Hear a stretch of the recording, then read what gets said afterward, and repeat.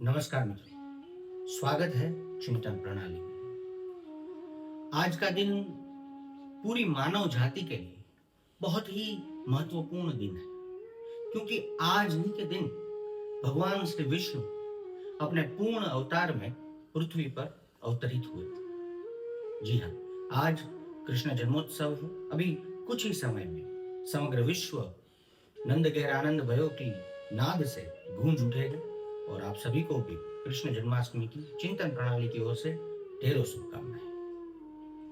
मित्रों, उनके जीवन में क्या घटनाएं घटी, उन्होंने अपने किरदार कितने बखूबी निभाए, उन विषयों पे आपने बहुत सारी बातें सुनी होंगी। लेकिन कृष्ण के जीवन का उद्देश्य क्या था और उस जीवन उद्देश्य की प्राप्ति के लिए वो क्या कुछ कर चले, इसके ऊपर आज थोड़ी बात आपसे करनी।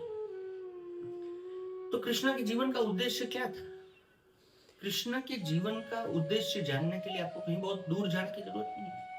आप ही के घर पे या आपके आसपास किसी के भी घर पे आपको महाभारत का ये श्लोक मिल जाएगा। यदा यदा हि धर्मस्य ग्लानिर्भवति भारत अभ्युत्थानम अधर्मस्य तदात्मानं सृजाम्यहम् परित्राणाय साधूनां विनाशाय च दुष्कृतां धर्म संस्थापनार्थाय संभवामि युगे युगे।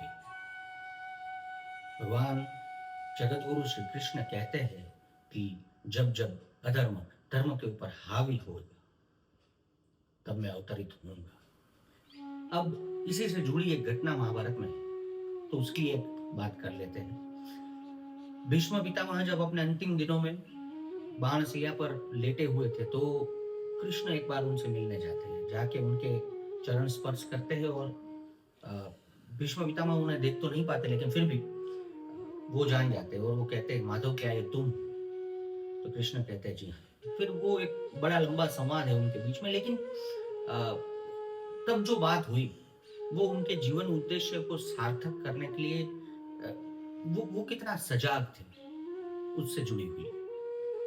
तो भीष्म पितामह कहते हैं कि माधव, ये जो सारे छल कपट आपने किए, सारे नीति मूल्यों को आपने एक तरफ रख दिया और ये जो आप कर रहे हो अभी युद्ध में, आने वाली पीढ़ी इससे क्या शिक्षा लेगी? आप क्या संदेश देना चाहते हो भविष्य में?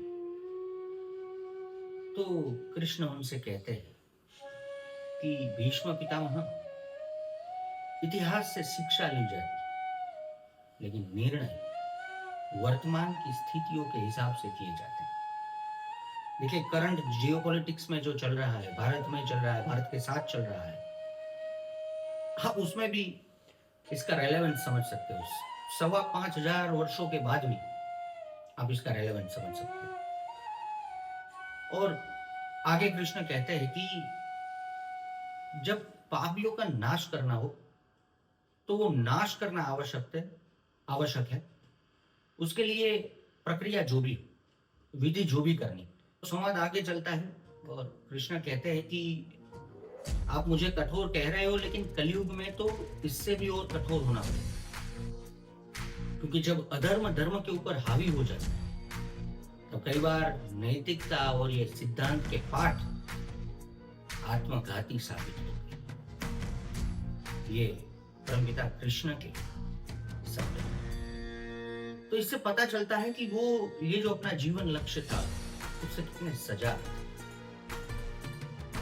बीच में जो सारी घटनाएं घटी, सारे जो किरदार आए, वो एक यात्रा थी, लेकिन उनकी मंजिल थी अधर्म के ऊपर धर्म की पुनः स्थापना।